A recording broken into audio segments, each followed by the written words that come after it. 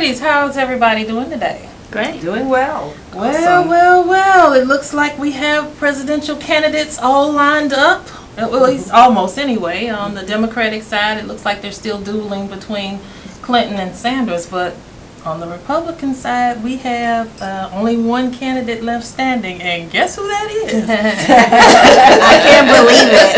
I just can't believe it. Oh, well, it is the Donald. You know, and some Republicans are just distraught. They're talking about burning up their voter ID cards. They're not going to vote for him. You've got the establishment still not fully on board with his candidacy. What kind of presidential election do you think we have to look forward to in the fall with Donald Trump as the Republican nominee? Well, as a Democrat, I think you have a great election coming up. I am going to be the first to say it. I do not think that the American public is going to vote Donald Trump as the president. I really don't believe that's I'm going not to happen. so sure.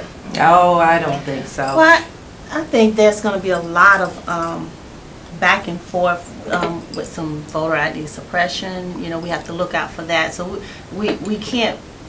I don't think we can say that it's going to be a home run. Mm-hmm. There's a lot of things. I know it's going to be a nasty. Yeah. A real nasty. Yes. Nasty.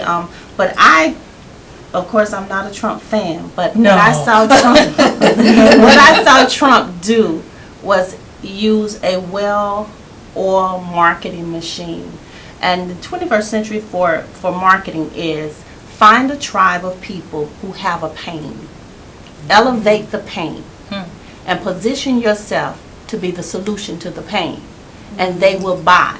For instance, and everyone is saying, well, he's not explaining what he's going to have, what he's going to do. He doesn't have to, because people are looking at the benefit, the result. They don't care about the process. If I go and I buy a drill, I'm going to the hardware store. I'm going to spend $100 on a drill. Why? Because I don't need a drill. I need a hole. I need the result, and that's what he did. He's a mastermind when it comes to marketing. He's a salesman, and that's what he did. He took a process, a principle that we use all the time in business. Elevate the pain. Find a group of people who have a pain. Elevate the pain. What's the pain? ISIS, Americans not winning, immigration, and he found that group of people that is painful for them and positioned himself to give the solution. Every talk he gives, he's talking about the pain. So he triggers the pain, and he positions himself to bring the solution.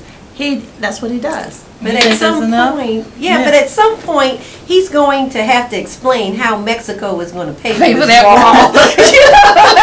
And I think that's what Hillary Clinton is going to have to, in the upcoming debates, push him on, you know. And you have to look at the history of these primaries on the Republican side. You know, there were so many people involved, Angela, that 17. You know, it was 7, right? And he only really got, for most of those primaries, maybe 35% of the vote, never a majority. And it, you know, and that tells you that if he got 30%, 70% didn't vote for him. And I think when it comes down to, you know, whether it's going to be, you know, Secretary of State Clinton, former Senator Clinton, and you've got someone who's never held political office, who has had to file bankruptcy. He couldn't even run corporations, you know, and he ran those to the ground. And when you really stick the facts to, you know, to actually what he's been doing, it's been stupid. It's been stupid, right? And so I just can't believe. But people are buying it. That's the thing. And so I agree with you. The numbers show that he won't win. But I just the numbers said that he wouldn't win when he started out. Absolutely, he was 1%. He was 1%. I'm just saying there is an undercurrent in the American society now that people are fed up. They are fed up with gridlock. They're angry about just being angry. And he is tapping into something that's really kind of significant in terms of turning up the election in a way that no one thought was possible. I mean, nobody even considered him serious at first, but until it was too late. So it would seem to me that if we are to say he's not going to win, what's going to change the pattern? You can't you can't run the kind of race that his competitors did against him and think that You're it's gonna going to win. work, because there is enough. If he can tap into the people who have historically not voted and get those people to vote, which is how he got to where he is now, Sure. we're in trouble. Still don't think so. I have confidence. I'm American I want to believe that, I but want to I think believe we that, have too. to be very careful on, you have to make certain that there is a unified message on the other side that unites people and Yeah. not divides Absolutely. people, that takes into account people's real concerns about issues that may not be any significance to that candidate, but are extremely important to the rest of society. And if the message is crafted that way, maybe, just maybe, he won't win. But I'm gonna tell you, if the Republican Party embraces him and he gets a good vice presidential pick, somebody that can kind of balance the nonsense that he throws out there, we're in for an interesting November. I'm gonna be voting as hard as I can, but Right. the reality of it is, people are frustrated, and he has found a way to tap into it. And if you think about the Sanders campaign, he's voicing that same level of frustration, Yeah, not sure. the same way, obviously, Yeah, but that's why he's able to do as well as he's Absolutely. done, because he's addressing those frustrations. I just don't know. I don't want to take anything. Yeah, I just can't believe the supporters. I just can't believe it. He has a lot of I mean, he's- millions of voters. Yeah, he's ridiculous. He said everything that a president shouldn't say, and like everyone well, not everyone, but he has so much supporters that they just love him. South Carolina went for him Sure did. in high numbers, and And that was when there were a lot of candidates still in the race. And what president gets on Twitter and says the things that he said? Exactly. I mean, Ranting and raving, and still But the only not. people who have voted are Republicans in the Republican That's primaries. right. Hillary Clinton got big support from South Carolina. Yeah. And I'm sorry, I mean, if you look at the country as a whole, I think we're starting to lean more to the left. Yeah. I think Yeah. the old Reagan conservatives, they're dying out. Yeah. And I think the country is definitely leaning more to the left now than it has in the past. I mean, you can see the issues that are now, Yeah. with the same-sex marriage Yeah, and LGBT legalizing rights. marijuana in a lot of Yeah. states. It's okay to be a liberal now, and I think these people are going to get out. And I think that some of the Republicans and definitely the independents, I don't think they're going to vote for Trump. I really No, don't. I think you're right about that. Well, Kelly, I'm going to stand with you. Please do. I'm going Keep to up the lies on the show. I'm going to keep up the lie with you because I want it to be that way. Okay, all right, we're going to be positive. All right, well, I'm glad. So, good conversation. We're going to give Donald a break, and we're going to take a break, and we'll be right back. Morning, Gary. We are GetSchooled.com. You want a college education, don't you? You know you do. That's why we're here. We're free and here to guide you through every step of the way, starting with attendance. Gary, financial aid forms.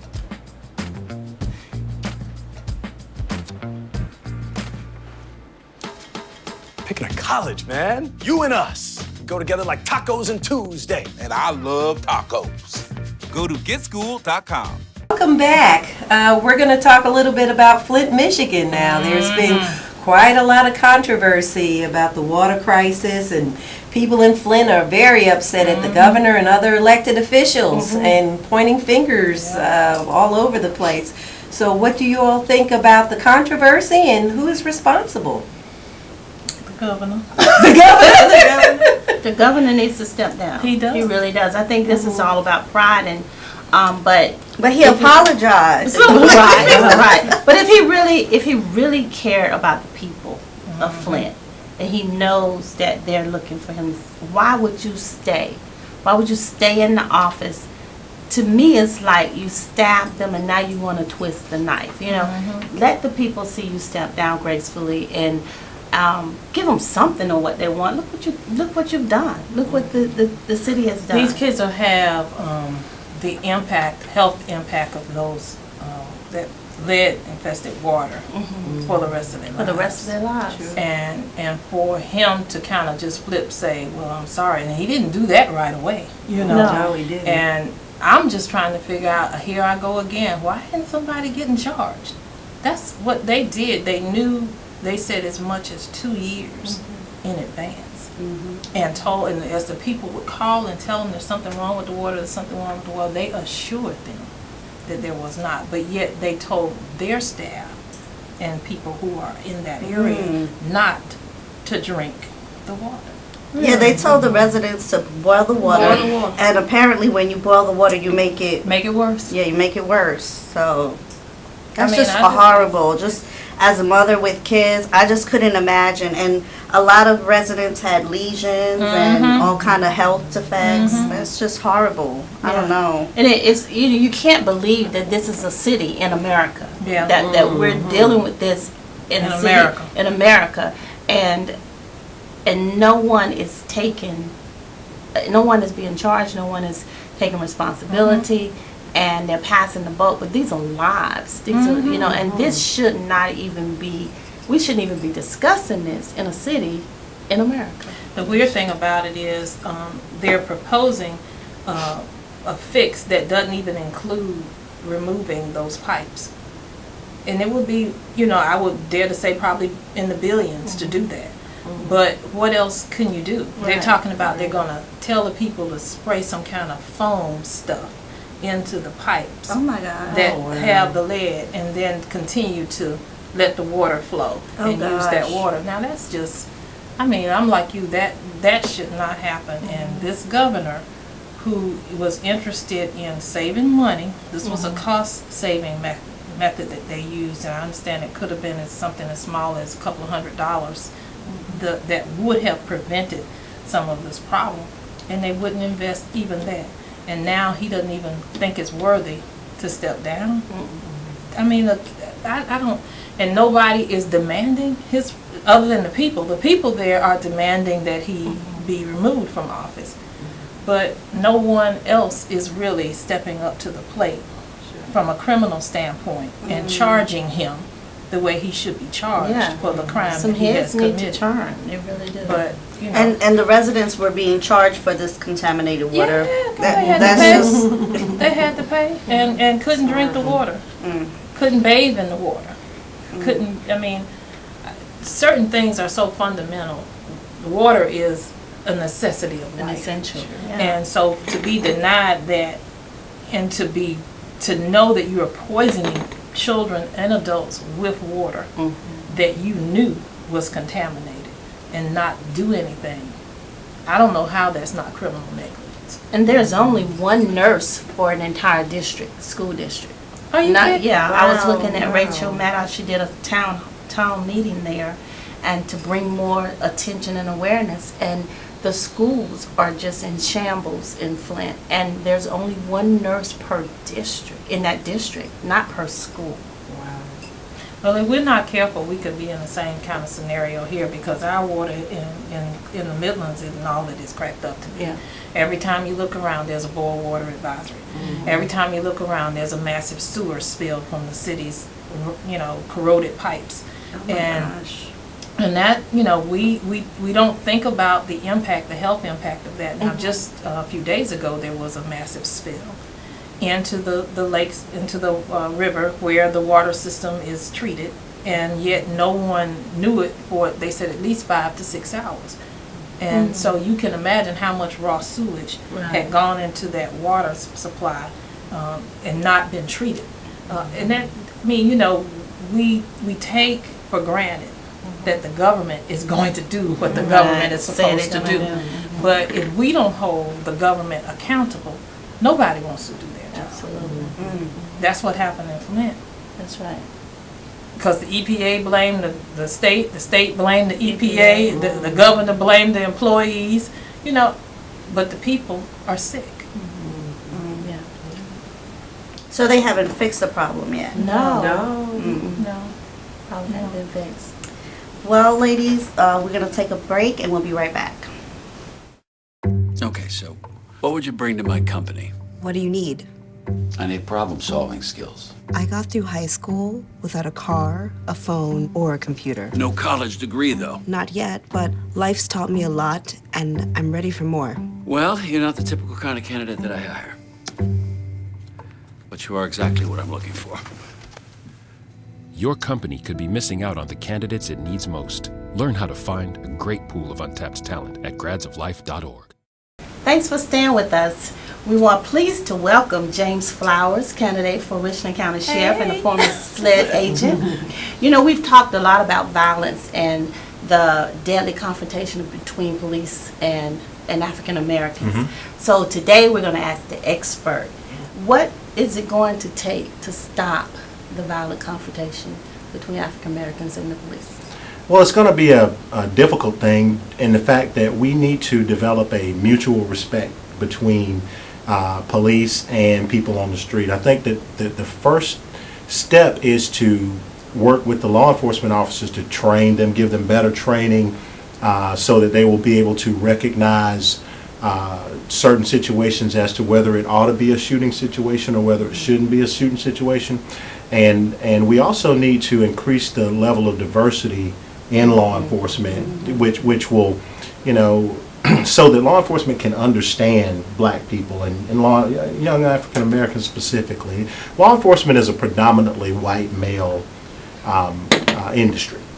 And when you cross the white male alpha males into a community full of young black males in their community, then sometimes there's just going to be conflict. And so what we need to do is do a little bit better job of training law enforcement officers to understand black males, to understand when they should and should not use force, especially deadly force. We also need to work together to just increase the respect from both sides. You know, if there's not just an inherent conflict from the beginning, then a lot of the situations that we're working on, you know, just won't be a problem. So what about deadly force? Because we've talked about that. We've had a lot of deadly force. I think anytime you use your gun and shoot at somebody, the likelihood is it will result in a death or serious harm. Is there a standard that we should be going by, the officers should use when they're using deadly force? Absolutely. A law enforcement officer is authorized to use deadly force only in the protection of their life, the life of someone else, or from death or from great bodily injury, and only in those situations. So, you know, you can't use deadly force to protect property. You have to believe that your life or the life of someone else is in danger, and that's what law enforcement officers are taught. So, you were absolutely right. If a law enforcement officer pulls their weapon and fires it, that is deadly force, and it does not matter whether they're shooting at the ground, in the air, or at a person. So when and where to shoot is the true issue at hand with law enforcement officers these days. What I don't understand though, James, is that I don't understand why, even if an officer is in danger, why can't they just use a taser to disable the person rather than use a gun? So as a law enforcement officer, I will tell you this. In a situation that is a deadly force situation, the law enforcement officer, any law enforcement officer, does not have the luxury of using non-deadly force when the person that they're dealing with is using deadly force. Because at the end of the day, I want to go home too, to my family. And so if a person is using deadly force against me or another person, the best way historically, the best way that we found through use of force incidents in the past, gone through courts, Supreme Court's rulings, is to use deadly force as well. So you have to kind of meet force with force. And you know, I usually hear a lot of people say, well, why don't they shoot to wound them or shoot them in the arm or shoot them in the leg? And I'll tell you this, I'm a law enforcement officer trainer. I train law enforcement officers on firearms at the Criminal Justice Academy. And it is very difficult to take a firearm and shoot at the center mass of a target that is standing still and being accurate enough with that. And that's just from training. It's not as easy as people think it is to hit specific spots, because there's so much involved in pulling a weapon out, pulling the trigger and getting a good shot on target in such a quick amount of time. So when you add to it the fact that you're in the street, it's a dynamic situation, your life may actually be on the line. It should be on the line, actually, if you're pulling your gun out and shooting. It is very difficult to take that dynamic situation and place a very good shot on target, and that's center mass. So the fact that you're asking somebody who may be about to die to actually aim at a specific spot on an arm or a leg is really too much to ask. So when you hear, if you hear, you probably have heard, we shoot to kill, or they shoot to kill. That's not what we train law enforcement officers. We train them to shoot to neutralize the threat. And the best way to do that is to shoot center mass, because that's the best chance I have of actually shooting them, of actually hitting my target. We're not attempting to kill you. We're trying to hit center mass so that you will stop using the deadly force that you are using. But there's been a lot of situations where it didn't seem like the person was using deadly force and they were getting shot at the police officer. Do you think that maybe it's because some of the officers just don't understand the community? And why isn't there more officers recruited from the community? Right. So yes, there definitely needs to be more officers from the community working the community, because the more comfortable you are, the better chance you have of actually enforcing the laws equally and fairly. As far as when to shoot, okay, shooting at people who are unarmed, people who turned out not to be the type of threat that you thought they were, that's training, and that is the situation. Each one of those situations is individual and should be looked at individually. I hate to just lump every shooting into one big bag and then just pull them out. So, there are certain situations where say a smaller law enforcement officer was encountered by a very large, strong person, and that person could actually probably kill you with their bare hands. And so even though they aren't armed with a deadly weapon, you can still be overpowered, and they can use your weapon to kill you, depending on their demeanor and what they're trying to do. So we have to look at each situation individually and make our best determination as to whether the shooting was justified or not.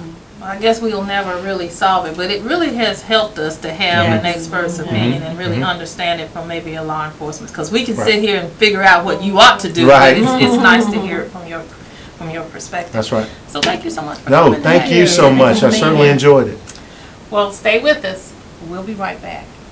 All in together now, we can make it better now. Come on. Moving a little and eating better every day can help make you and your child healthier. Search We Can to find out more. Welcome back. Wendy, we all know that you're running for state senate, which is awesome. I'm so excited for you. With all the nastiness in politics and challenges of campaigning, why run? Well, I thought about that, especially in light of the last conversation we had about Donald Trump. Thankfully, I'm not running against Donald Trump. But you know what? The reality of it is, I think we do need to have more female representation in our government, particularly in South Carolina. South Carolina is one of those states with the fewest number of elected women at the State House. And that needs to change. And the only way that it does is for women to run. Oddly enough, it's strange because women constitute more than 50% of the people who vote in South Carolina. But we don't have women running, and very often when they do, we don't vote for them. So it was a big decision to decide to tackle this. I'm running against someone who has a 24-year incumbency under his belt. That's a long time. That is a lifetime. That is a very long time. And so I know that the race will be a difficult one. It won't be one that we will have a lot of money. I tell people they will have more money, they will have more funding, but they won't outwork us. We will work hard. But I honestly wanted to run because as I looked around our district, we just didn't have the things that we should. And my sentiment was either you do something about it or you stop complaining. And a lot of folks have been complaining about the lack of the things that we are paying for that we don't have. And so I thought this may be the year that change is so great that people would do something different. And that's why I'm running, to really provide that voice in the State House and that opportunity, not just for me as a woman, but the opportunity for the entire, all of the residents and businesses in District 21 to have more representation in the Senate. I want to congratulate you for your courage to Well, stand thank up you. and have a voice, because it's oftentimes we can sit around and we can look at, like you say, complain, or we can do something about it. Yeah, in South Carolina, we have women are paid less. Many women are head of households. Many women are caregivers. Very few of us are in high appreciable level decision-making positions where we really construct policy. And that's what this is about, governmental policy that's sensitive to the needs of families. Because that's where you will find women.